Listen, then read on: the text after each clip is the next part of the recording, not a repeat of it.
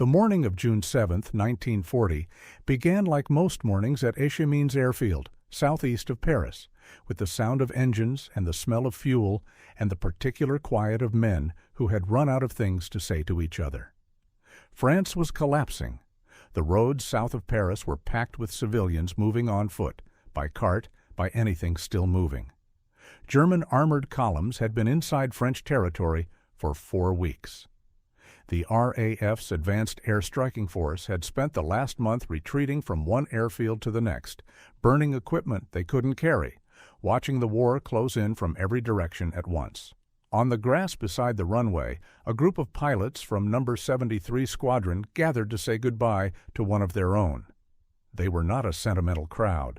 These were men who had been watching each other die since November. But this was different. This was Cobber. Flying Officer Edgar James Kain, age 21, born Hastings, New Zealand, had been told the day before that he was done.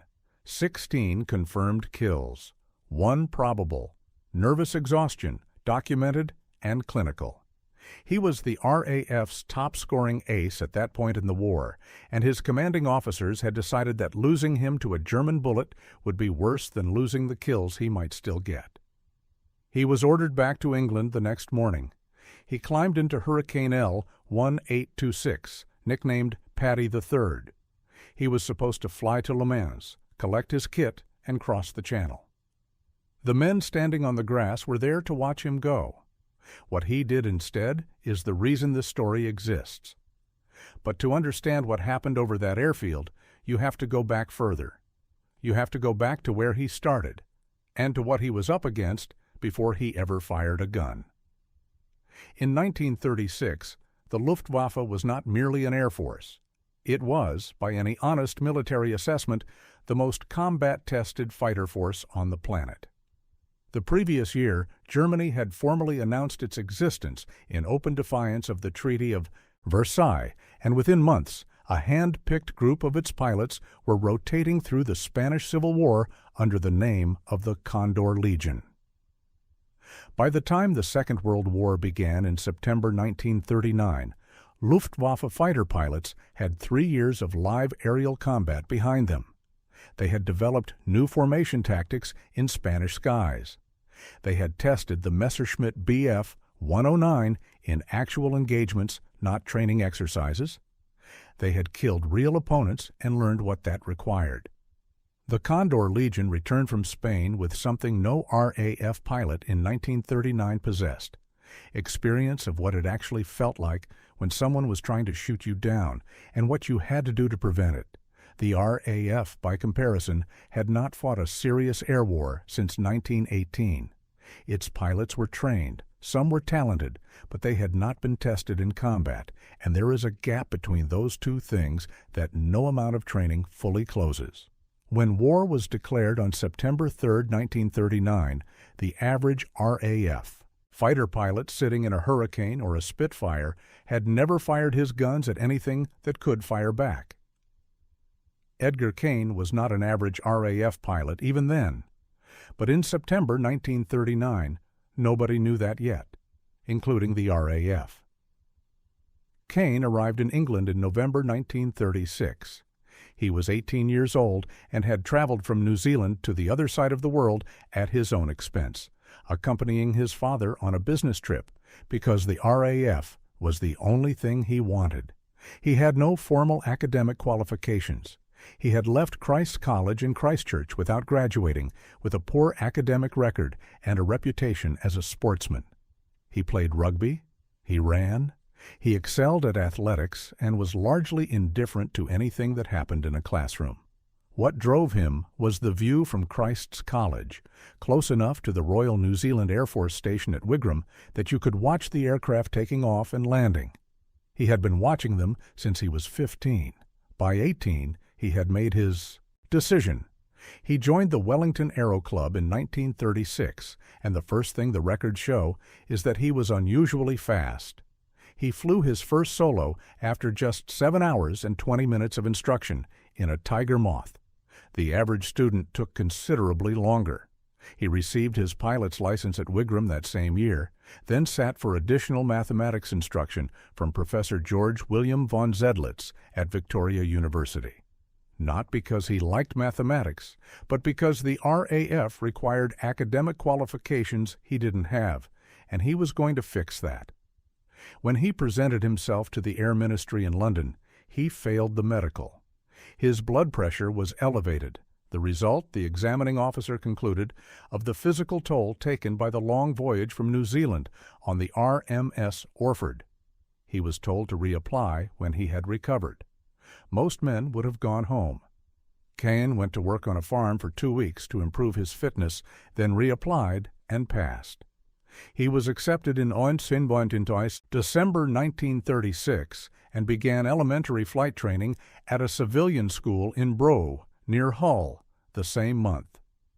He was asked toward the end of that course whether he preferred bombers or fighters. He chose fighters without hesitation. He said it was more exciting. By November 1937, Kain had completed his training, earned his wings in June, and been posted to No. 73 Squadron at RAF Digby in Lincolnshire. The squadron was equipped with the Gloucester Gladiator, a biplane, the last of its kind in frontline RAF service. Over the following 2 years, he learned to fly it, and then to fly its replacement, the Hawker Hurricane, which the squadron began converting to in July 1938. He excelled at aerobatics from the start and was reprimanded at least once for performing stunts at too low an altitude. He gave demonstrations at the Empire Air Day in 1938. He was promoted to flying officer in July 1939. By September 1, 1939, the day Germany invaded Poland, Kain had been in the RAF for 3 years. He had flown extensively. He had never been in combat. The pilots across the German frontier had something different. The Luftwaffe that entered France in 1940 included men who had been flying in formation combat since 1936, who had shot down actual aircraft in actual engagements, who had learned under fire the specific skills that could not be simulated on the ground. Werner Milders, who would later become Germany's first pilot of the war to reach 20 kills and one of the Luftwaffe's defining tactical minds, had refined the 4-aircraft Schwarm formation directly from his experience in Spain. These were not theories. They were battlefield conclusions drawn from real deaths. And against this, in September 1939, the RAF sent No. 73 Squadron, along with No. 1 Squadron, to France as part of the Advanced Air Striking Force. They were the first fighter squadrons to deploy. Among them was a 21-year-old New Zealander, whose most recent act of documented daring was a low-level aerobatic display at an air show. The institutional assumption, reasonable by almost any metric at the time, was that experience and preparation favored the Germans. Colonial pilots from distant dominions were an asset of numbers, not necessarily of quality. New Zealand had a population of less than 2 million. Its Air Force had fewer than 1,200 personnel. Its pilots were volunteers who had crossed the world to serve in someone else's uniform. What the Germans thought of them and what the RAF privately assumed was a version of the same thing. These men came from the bottom of the world, and the bottom of the world had no particular history of producing combat pilots. On the morning of June 7, 1940, the men standing on the grass at Eschamines knew something different. They had watched Kain go up day after day for 9 months. They had watched him come back from a burning cockpit over German territory because his parachute wasn't strapped on correctly. They had watched him bail out over no man's land with shrapnel in his leg and burns on his face, and be back in a hurricane within days. 16 kills. The RAF's first ace of the war, the first recipient of the Distinguished Flying Cross. He taxied to the end of the strip. He should have flown straight to Le Mans. Instead, he pulled back the throttle, and the hurricane climbed. And then he began to roll.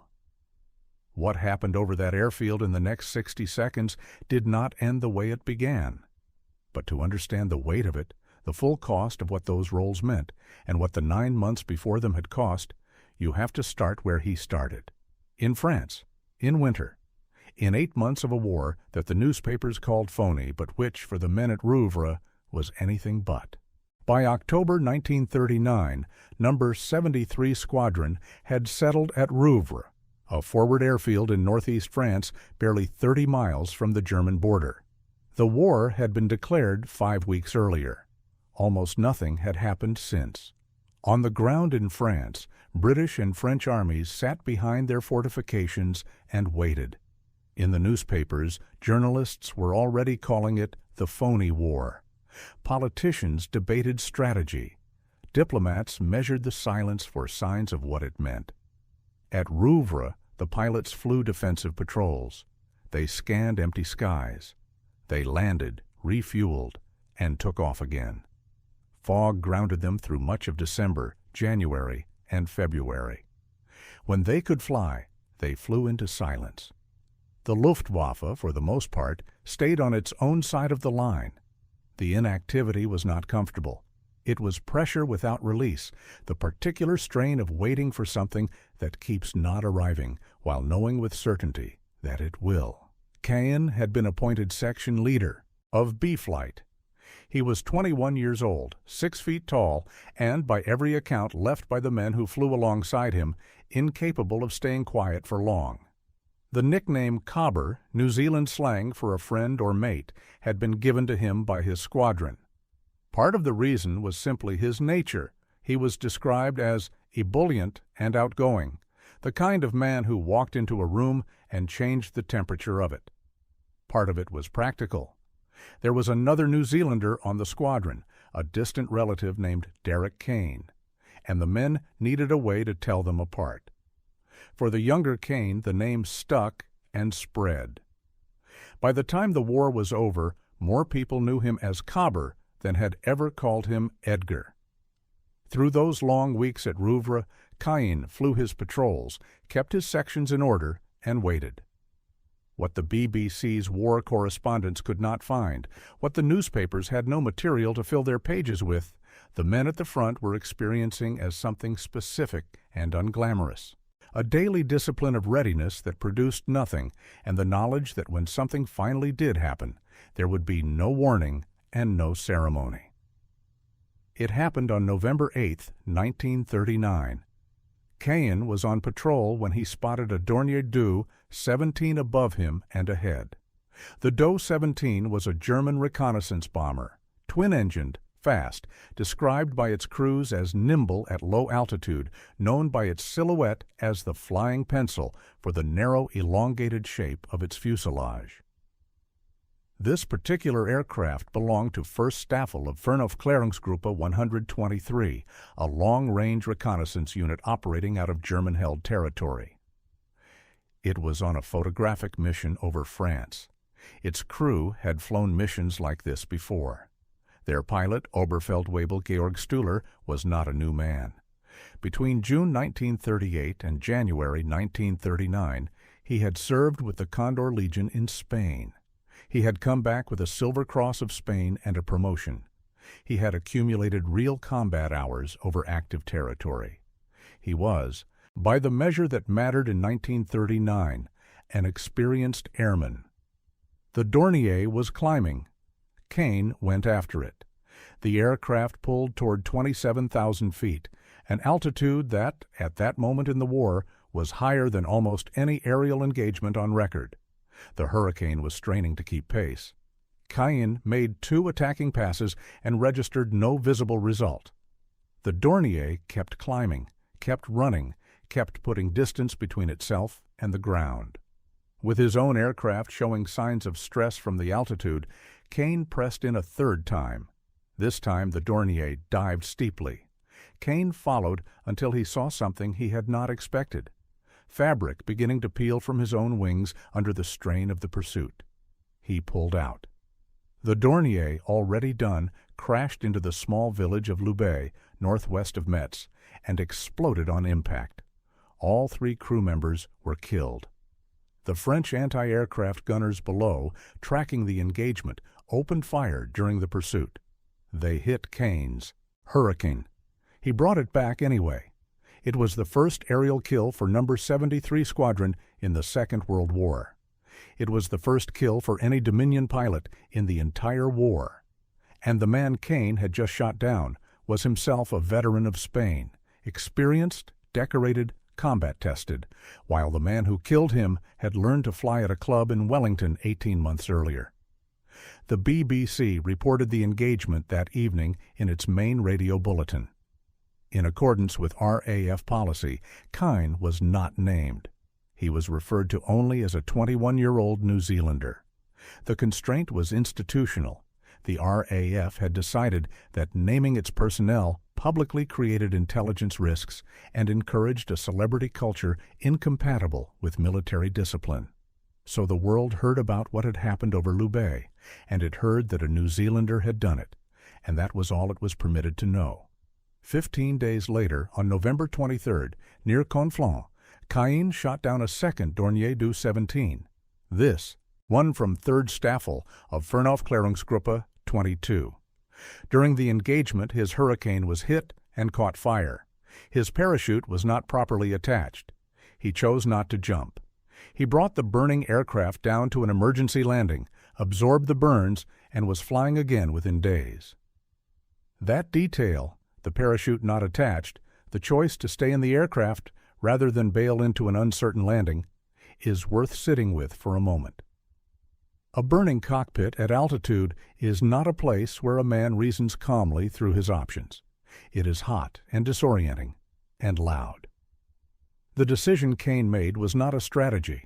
It was a reflex born of the kind of pilot he was and what he was willing to accept as the cost of doing his job. Bad weather closed in after that second kill. December passed largely without flying. January and February were the same. The war in the air froze along with the countryside. The newspapers at home wrote about the phony war.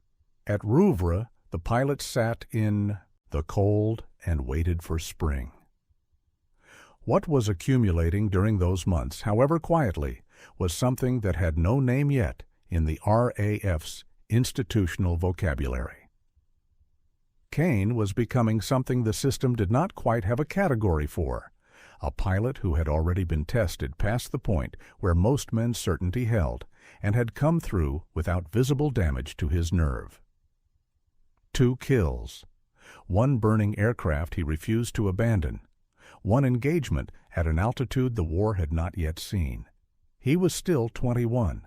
He was still officially anonymous to anyone outside his squadron. The BBC had told Britain there was a young New Zealander doing something extraordinary over France. Britain had no idea yet who he was. Neither, in a different sense, did the RAF. The press, particularly the American correspondents, who were not bound by British naming restrictions, were starting to piece it together. The name Cobber was appearing in print in places where only Dominion pilots and their families would recognize it for what it was. And across the line, in the Luftwaffe records that would not be fully examined for decades, a reconnaissance pilot who had survived Spain was listed as killed in action over Lubai on November 8, 1939. Shot down by a hurricane. Pilot, a New Zealander. No further detail available. The winter deepened. March was coming, and with March came better weather, longer days, and the particular kind of fighting that would strip away whatever anonymity remained. By the time the snow finally cleared over Rouvre, Kain had 2 kills, 2 damaged aircraft, 2 demonstrated brushes with circumstances that should have been fatal. He had handled each of them. He had told no one about the calculation involved because there was nothing calculated about it. He had simply done what the situation required and landed the aircraft. The phony war had one more gift for him before it ended. In early March 1940, the skies opened up and the Bf-109s came. March 2nd, 1940. Weather conditions over northeast France had finally improved after months of snow and fog. Kain and Sergeant Donald Sewell were on patrol when they spotted 7 Heinkel, He-111 bombers above them and ahead. The He-111 was the Luftwaffe's principal medium bomber at that stage of the war. Twin-engined, capable of carrying over 2,000 pounds of ordnance, operated by a crew of 5 with defensive armament at multiple positions. Kain went after them. He was giving chase well into German-held territory when 2 Messerschmitt Bf-109s came from behind. He had not seen them coming. What followed was a twisting close-quarters fight at altitude. Kain got into position behind the first Bf-109 and fired a sustained burst that sent it down trailing black smoke. The second got on his tail before he could reposition. A cannon shell punched through the Hurricane's engine. Oil flooded the windscreen. Fumes poured into the cockpit. Kain tried to pursue his attacker, but had lost power. He expected, and this is his own documented account, the German pilot to return and finish him. For reasons that were never established, perhaps ammunition exhausted, the Bf-109 did not come back. Kain was now at 20,000 feet over German-held territory with a dead engine and a cockpit filling with smoke. He opened the canopy to bail out. He reached for his parachute. The harness had slipped off his shoulder. The strap was not in position. He got back into the aircraft. What happened next covers 30 miles of French countryside. Without engine power, Kain glided the Hurricane from 20,000 feet, navigating through smoke thick enough that he could not read his compass, across the German lines and into French territory until he reached Metz Aerodrome and put the aircraft down. His Hurricane was written off on the spot. He climbed out and collapsed.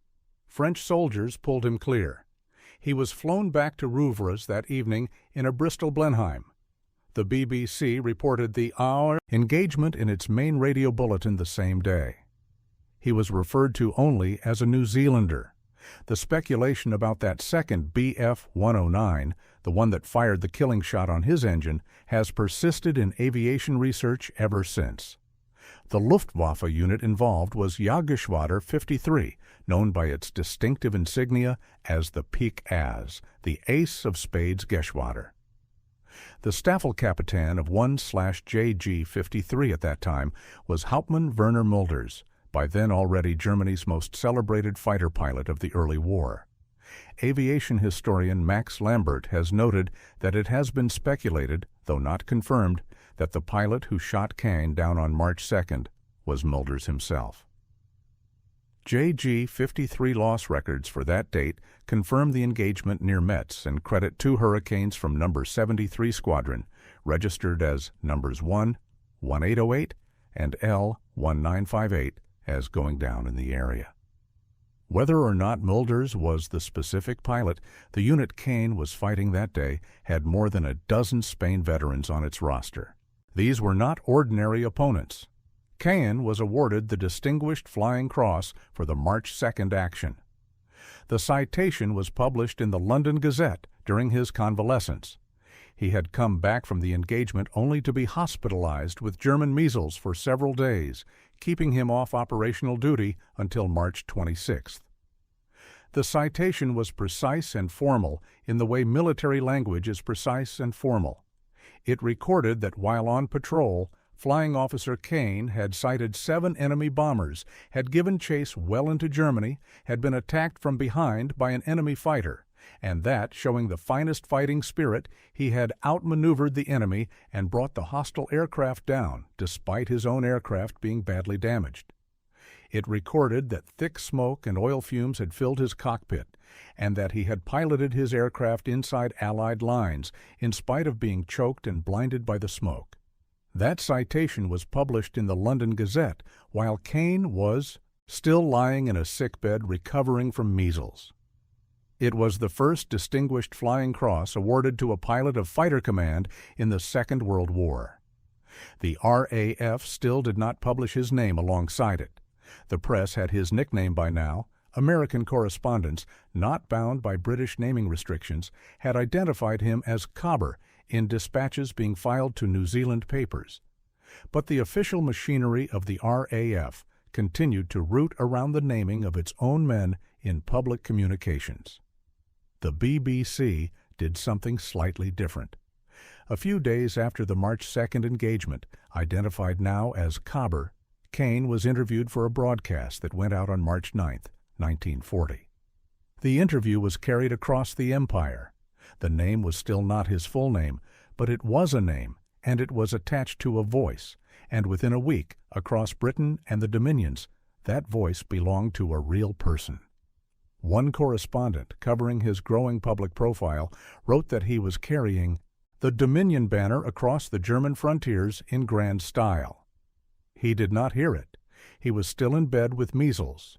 He returned to operations on March 26th. The phony war had not formally ended, but the air over the Saar was increasingly active, and both sides were pushing patrols deeper into contested territory. Kain led Green Section across the Siegfried Line, the fortified German defensive belt along the western border, and spotted 9 Bf-109Es from 3/JG-53 cruising at 26,000 feet in wide formation. He was outnumbered. He maneuvered his section into an advantageous position and attacked. The first Bf-109 went down smoking. His wingmen engaged. Then a second swarm, a separate group of 4 aircraft, arrived from higher altitude, catching Kain by surprise. His wingmen, Flying Officers Perry and Pine, had already spent their ammunition. Kain was the only pilot in the section with rounds remaining. He pressed alone into the second group, trying to maneuver into a firing position. He nearly made it. A Feldwebel named Weigelt, flying at the rear of the incoming formation, had been tracking him. Weigelt's cannon rounds blew the canopy clean off the Hurricane. More fire ignited spilt fuel from the reserve tank. The aircraft erupted. Kain's own account, recorded afterward. There was a crash. The top of the hood was shot away, and his machine caught fire.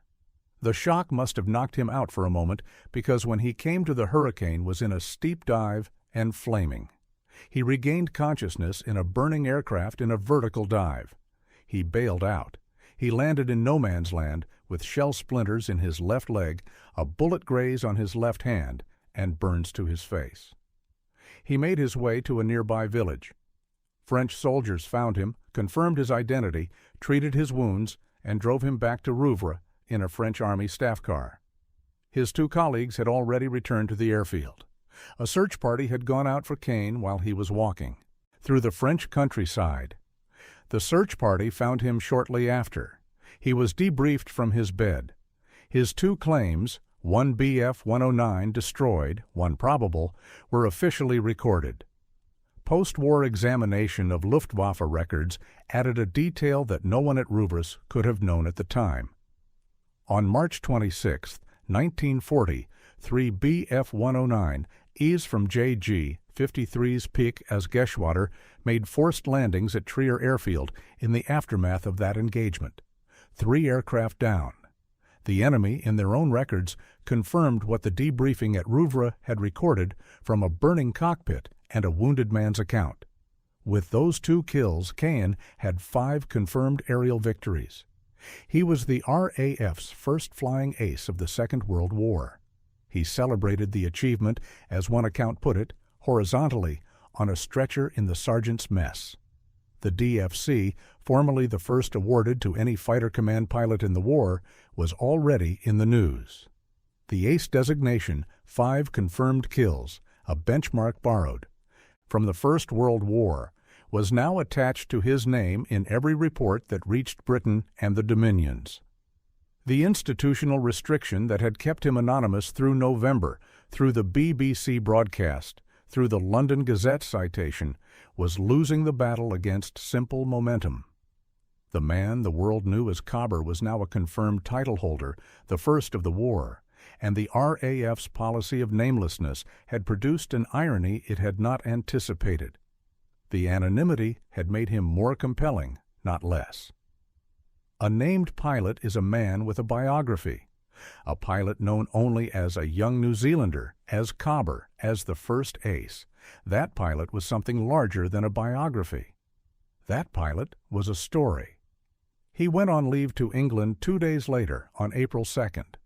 He proposed to Joyce Phillips, a 23-year-old actress from Peterborough, at the theater where she was performing. She accepted. The wedding was set for July 1940.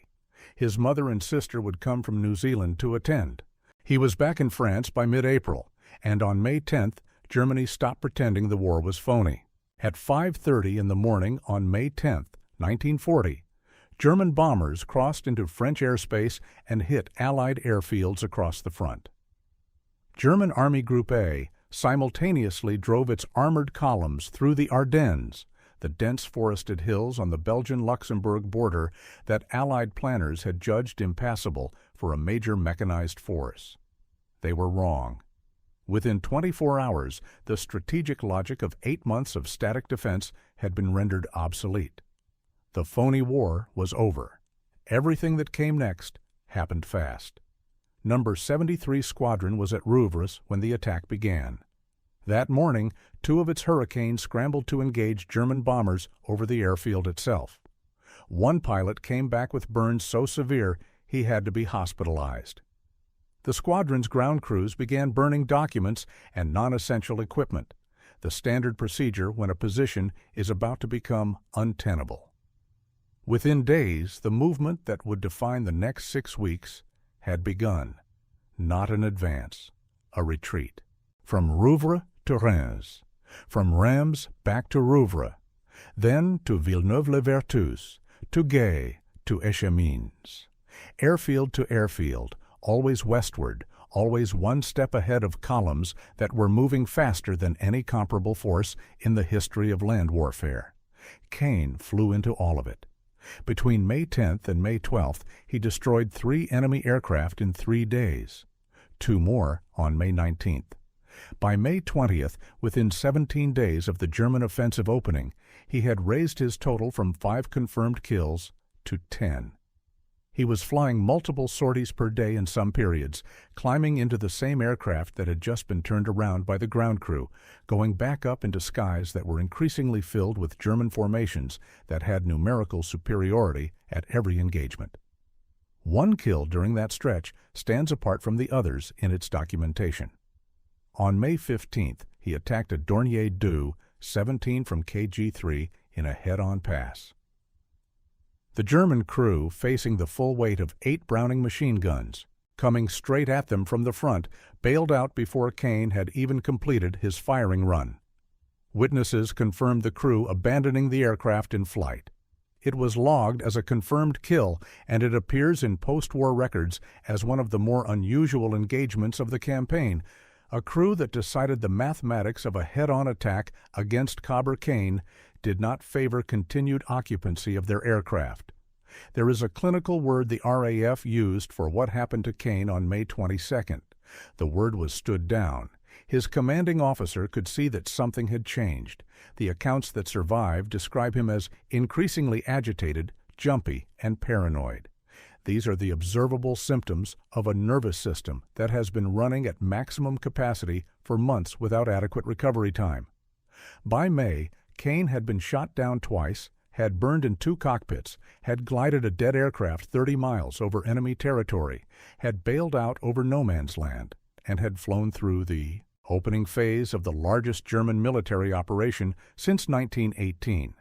He was 21 years old. He had completed over 80 operational sorties. On May 22nd, he was sent back to England. He was in England for 3 days. The situation in France made that impossible to sustain. Number 73 Squadron was one of the few units still operational in the Advanced Air Striking Force with pilots who could actually fly, and Kain was among the very few of those pilots who had any sustained experience of how the Luftwaffe fought. On May 25th, he and another pilot were ordered to report immediately back to France. They were placed on administrative duties initially, the RAF's way of keeping him available without immediately putting him in a cockpit. It lasted hours. On May 25th, he was flying again. He shot down a Dornier. His Hurricane was damaged in the engagement, and he crash-landed it. He climbed out, the aircraft was written off, and by May 26th, he was back in the air. He destroyed a Henschel HS-126, a high-wing reconnaissance aircraft, slower and less capable than anything he had previously fought, but a confirmed kill regardless. On May 27th, another Dornier went down. 3 aircraft in 3 days, flying borrowed and repaired machinery on a collapsing front, being recalled from rest because there was no one left to replace him. The numbers that surrounded all of this were becoming catastrophic. The RAF's campaign in France and the Low Countries would ultimately cost 1,029 aircraft and over 1,500 personnel killed, wounded, or missing.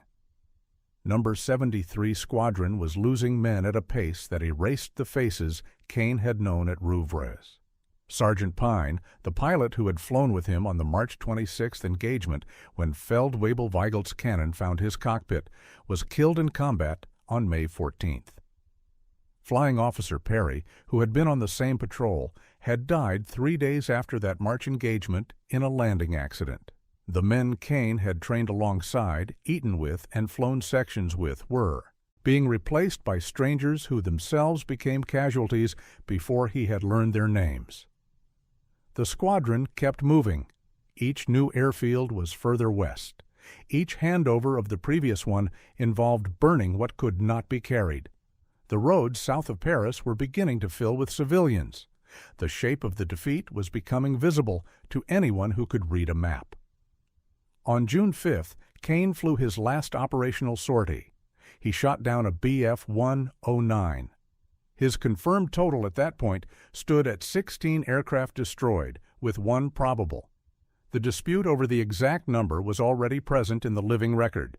The RAF's official credit at various points cited 14, 16, and in some tallies, 17. Kain himself, in conversations with fellow pilots in late May, believed the figure was 17. His squadron mates put the range between 15 and 20, accounting for engagements where confirmation was unavailable. Post-war research by aviation historians Christopher Shores and Clive Williams settled on 16 destroyed and 1 damaged as the most defensible figure. Whatever the precise number, what it represented was indisputable. He was, at the moment he stood down on June 6th, the RAF's highest-scoring active ace. On June 6th, his commanding officer informed him that he was going back to England the following morning.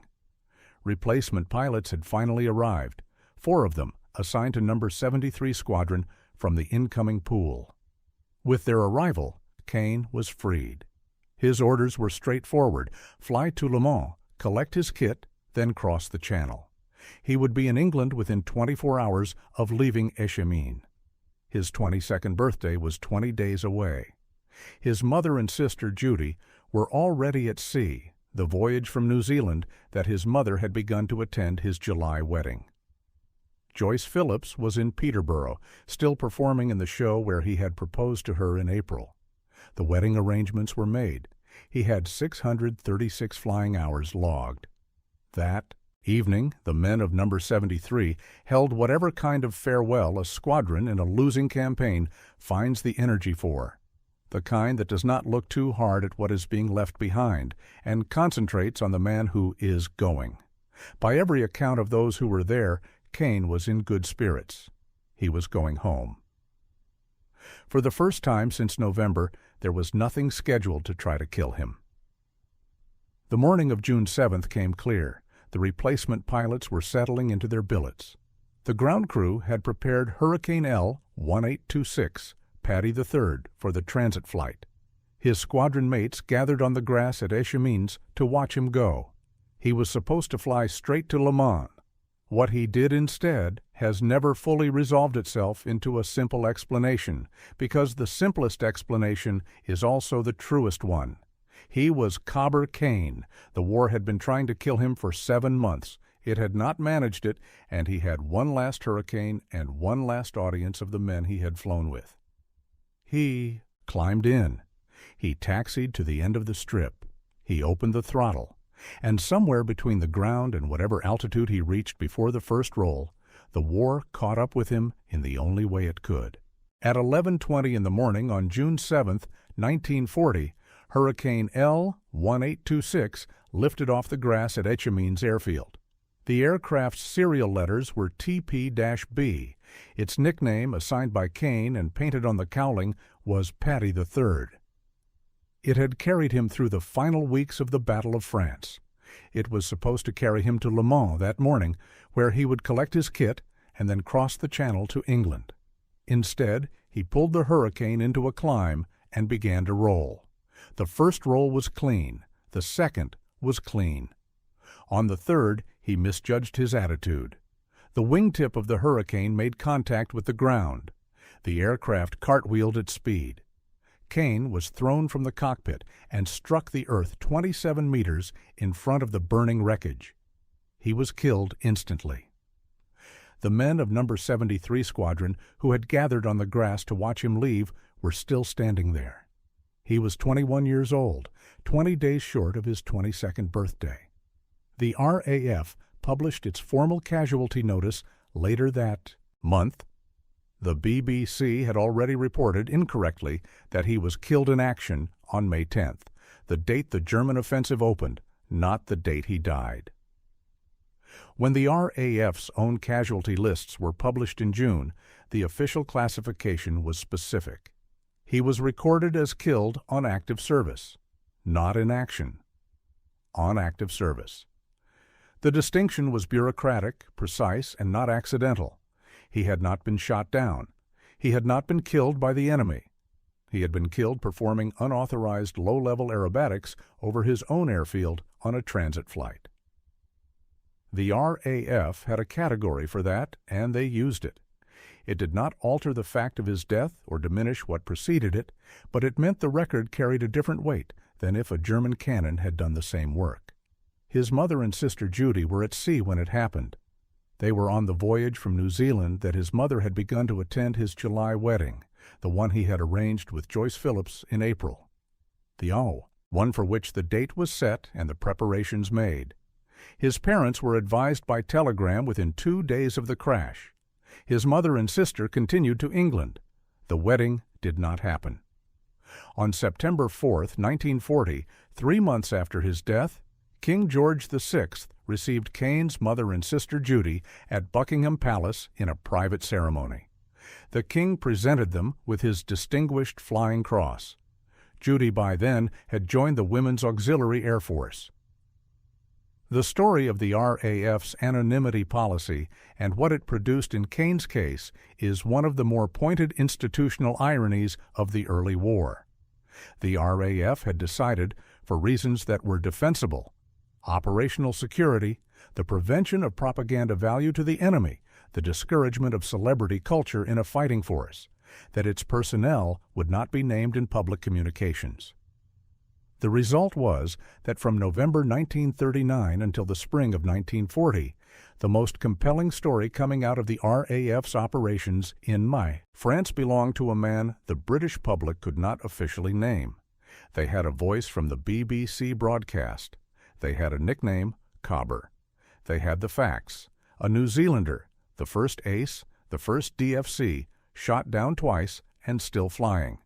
What they did not have was a full name attached to a face, and that absence did something the RAF had not anticipated.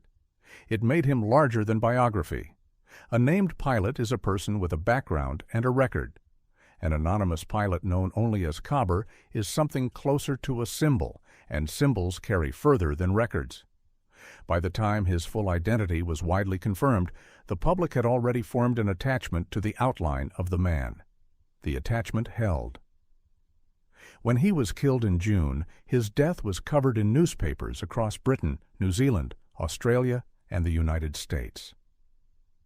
The Evening Post in New Zealand, in its coverage of his death, credited him with over 40 aircraft destroyed, a figure roughly 3 times the verified number, testament to what the myth had become in the absence of authoritative information to correct it.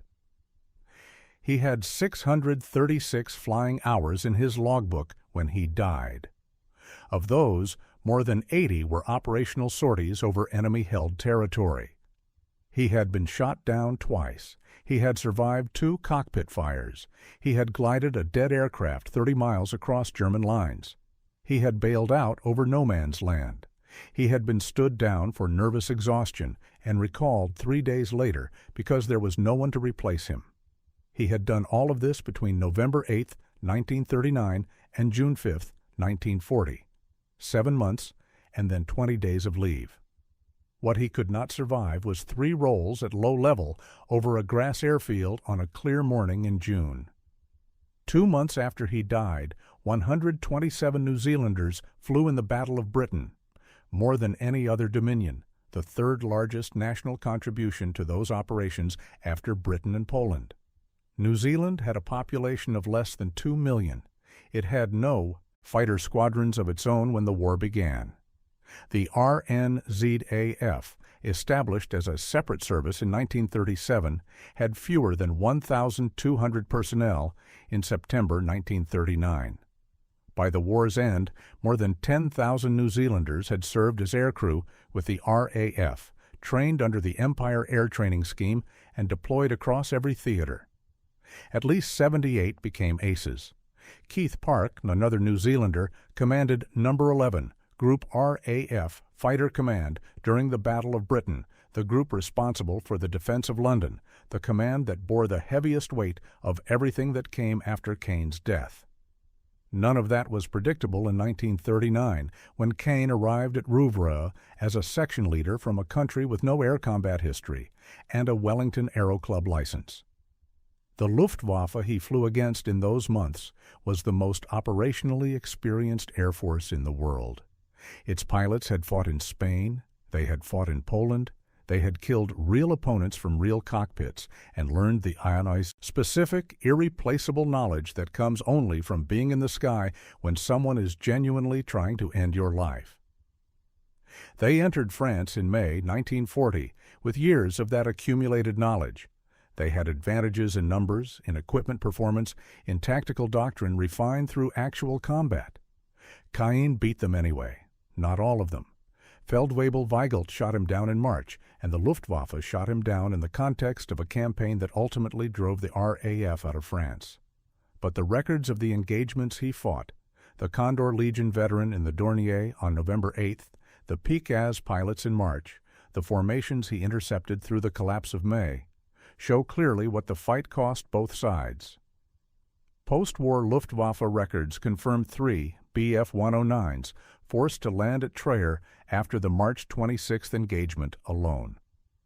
The German reconnaissance pilot he killed on November 8th had survived Spain. He had not survived a patrol over Luby in the hands of a 21-year-old from Hastings.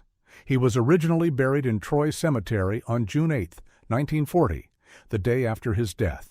After the war, his remains were moved to the Commonwealth War Graves Commission's Chaulnoy War Cemetery near Nancy in northeast France.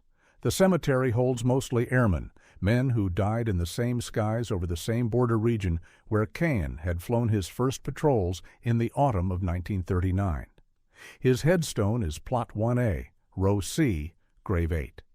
His rank and decorations are recorded, Flying Officer DFC. His name is recorded, Edgar James Kain, and beneath that, chosen by his family, the inscription reads, Cobber Kain, you inspired our little nation. New Zealand remembers. Adieu. His family chose not to put his rank on the line that mattered. They chose the nickname, the one given to him by his squadron, not the one on his commission, the one the world knew, the one the BBC had broadcast, the one that had traveled across the empire, attached to the outline of a man Britain could not officially name. In the end, that was the name that went on the stone. Not Flying Officer Kain, not Edgar. Cobber. The Luftwaffe pilots who survived the engagements over the Saar in the winter and spring of 1940 went on to fight in the Battle of Britain, in the Eastern Front, in North Africa, in the skies over Berlin.